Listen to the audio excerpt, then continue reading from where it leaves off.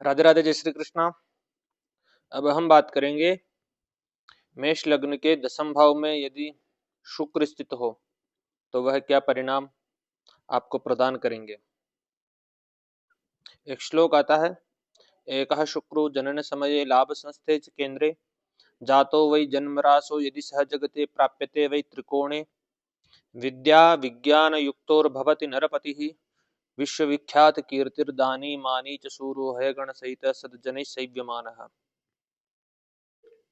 केंद्र में बैठे एक अकेले शुक्र ही बहुत अच्छा परिणाम प्रदान करते हैं। बुधे यस्य भृगो यस्य यस्य केंद्रे बृहस्पति दशमांगारो को यस्य सजातक कुलदीपक, कुलदीपक योग भी बनाते हैं। मेष लग्न में शुक्र द्वितीय भाव के स्वामी सप्तम भाव के स्वामी होते हैं और जो कि दसम भाव मकर राशि में बैठे रहेंगे। शनि की राशि में मित्र ग्रह है इनका। यहाँ पे दसम भाव से हम पद प्रतिष्ठा यश कीर्ति इत्यादि का विचार करते हैं। राज्य में बड़े प्रपद जो रहते हैं, आपका पैसा क्या रहेगा, सामाजिक प्रतिष्ठा, अधिकार, शासन, सत्ता, आपका कार्य क्षेत्र, जीवन की एक दिशा को निर्धारित करने वाला भाव रहता है दशम भाव। वही शुक्र आपके सौंदर्य का, आपकी कलात्मकता का, आपके भौतिक संसाधनों का, आपके सामंजस्य का ग्रह है, पत्नी का कारक है। यहाँ पे धन भाव के स्वामी भी होते हैं, सप्तम भाव के स्वामी भी होते हैं, परिवार, कुटुंब, वाणी। सप्तम भाव आपकी पत्नी, बिजनेस में सहयोगी, गुप्तांग इत्यादि का सप्तम भाव से हम विचार करते हैं। जातक का स्वभाव बड़ा सौम्य होने वाला है, अपने कार्य क्षेत्र में लेकर के परिश्रम भी अच्छा करेगा ऐसा जातक। कर्म और व्यवसाय के अंदर उन्नतिदायक स्थिति बनती है। ये सामाजिक प्रतिष्ठा के लिए भी श्रेष्ठतम है। शासन प्रशासन और नेतृत्व की एक जन्म से ही प्रतिभा लिए रहते हैं। शासन प्रशासन में उच्च पद प्राप्त करते हैं। नेतृत्व का जो गुण है इनमें अवश्य ही रहता है। इनके करियर के अंदर कला और सौंदर्य का समावेश हो सकता है। सार्वजनिक जीवन में लोकप्रियता मिल सकती है। स्त्री वर्ग या क्लाइंट से सहयोग मिल सकता है, पत्नी से सहयोग मिल सकता है अपने कार्य व्यवसाय के अंदर। फैशन, कला, media, film, counselling, hospitality, design, jewellery जैसे क्षेत्रों में उन्नति के योग बनते हैं। ऐसे व्यक्तियों की कार्य क्षेत्र में मधुर छवि रहती है, अच्छी छवि रहती है। अपने कार्य से समाज में सम्मान और प्रतिष्ठा ऐसे व्यक्ति हासिल कर लेते हैं। समाज में भी एक आकर्षण का प्रतीक बनते हैं, आकर्षण के व्यक्तित्व के धनी रहते हैं। आकर्षक व्यक्तित्व रहता है इनका। जन समर्थन में से भी उन्नति मिलती है। व्यवसाय में सप्तमेश होने के कारण व्यवसाय में साझेदारियों से भी लाभ मिलता है।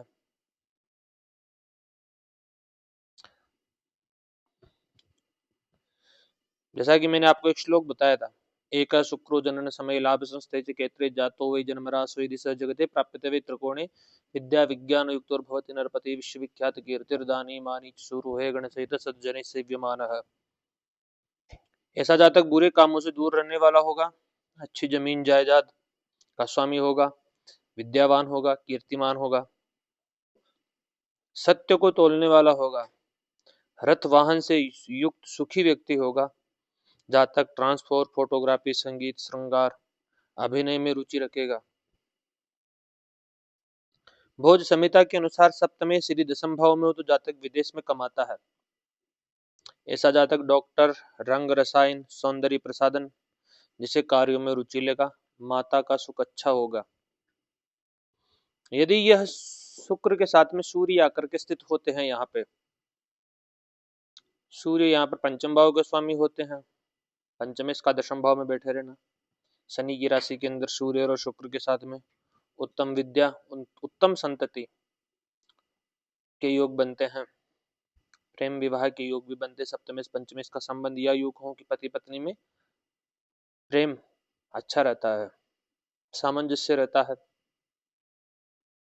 यदि शुक्र के साथ में चंद्रमा हो तो यह गजकेसरी योग के सदृश फल प्रदान करता है।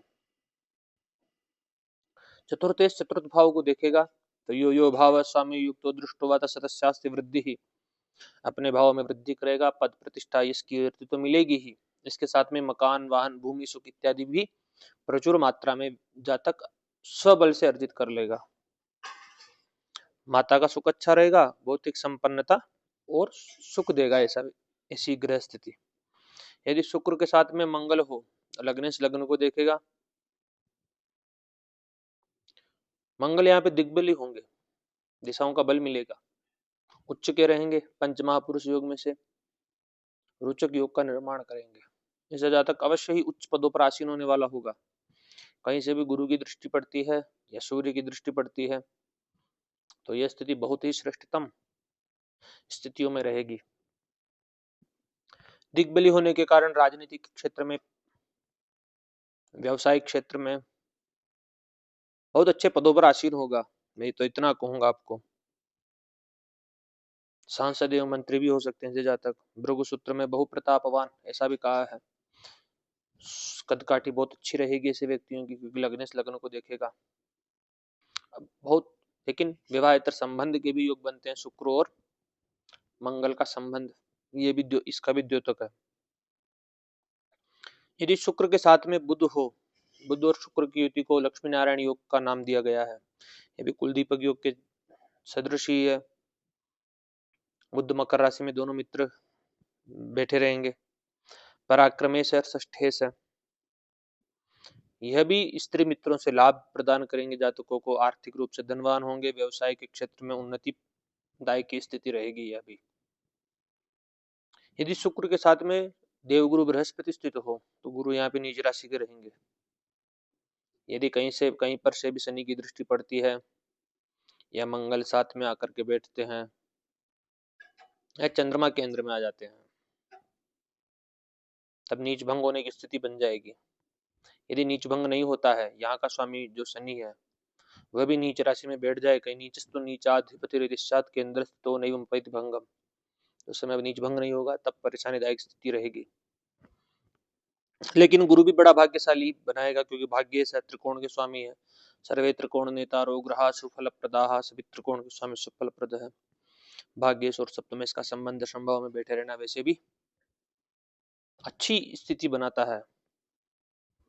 कर्माधिपे कर्म गते स्वतुंगे, अच्छी स्थिति बना देता है।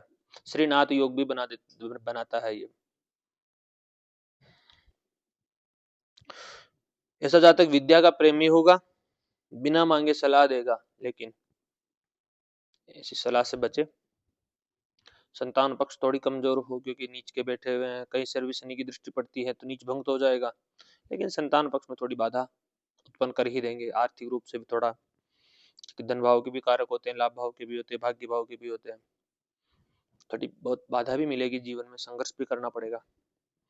नीच भंग होने पर नहीं करना पड़ेगा, बहुत अच्छी स्थिति बनेगी नीच भंग होने पर। यदि शुक्र के साथ में यहाँ पे शनि स्थित हो, शनि पंचमहापुरुष योग में से शशि योग का निर्माण करेंगे। यहाँ पे शुक्र और शनि की युति ये भी श्रेष्ठतम है। ऐसा जातक राजा के समान पराक्रमी एवं वैभव संपन्न होगा। दसम दृष्टि जरूर आपके सप्तम भाव पर पड़ेगी, तो वैवाहिक जीवन को लेकर के थोड़ी परेशानियां, थोड़ी दिक्कत का सामना करना पड़ सकता है। शुक्र भी पाप प्रभाव में आ जाएंगे। द्वादश भाव सैया सुख के भाव पर भी दृष्टि पड़ेगी, तो यह भी स्थिति सही नहीं है। यदि शुक्र के साथ में राहु स्थित हो यहाँ पे, तो लंपट योग का निर्माण होता है। राज्य सुख में बाधा, स्त्री पक्ष से हानि, वैवाहिक जीवन में परेशानियां, आर्थिक रूप से परेशानियां। यानी कैसे व्यक्ति शुक्र और राहु की युति व्यसनी भी हो सकते हैं, विवाहेतर संबंध बना सकते हैं, स्त्रियों में ज्यादा आकर्षित रहेंगे, लोलुप रहेंगे, स्त्री लोलुप जिसको हम कह सकते हैं। सरकारी अधिकारियों के द्वारा आर्थिक अवनति का मार्ग प्रशस्त हो सकता है। राज्य सुख में बाधक है, दसम भाव से पद प्रतिष्ठा, यश कीर्ति में थोड़ा सावधानी रखना पड़ेगा। पदच्युत होने के भी भय रहते हैं ऐसे व्यक्तियों को। यदि शुक्र के साथ में केतु हो, राजदंड का भय बना रहेगा, प्रतिकूलता रहेगी ऐसे व्यक्ति की। केतु भी वैराग्य का कारक है, मोक्ष का कारक है। स्त्री से थोड़ा वियोग उत्पन्न हो, पत्नी से थोड़ा दूरी बनाए रखे ऐसा व्यक्ति। वैवाहिक जीवन में शिथिलता उत्पन्न कर सकता है। यहाँ पर गुरु बुध चंद्र हो तो जातक को अनेक वाहन होते हैं, अच्छी बात है। गुरु हो, चंद्रमा हो, शुक्र हो, बुध हो, अवश्य ही देने वाले होंगे। माता का सुख उत्तम होता है। यदि यहीं पे मंगल गुरु शुक्र शनि की युति हो तो जातक बहुत बड़े पदों पर आसीन होने वाला होगा। तो ये मैंने आज आपको मेष लग्न के दशम भाव में शुक्र के फल बताए हैं। अब अगले वीडियो में हम जानेंगे मेष लग्न के लाभ भाव में शुक्र के फल।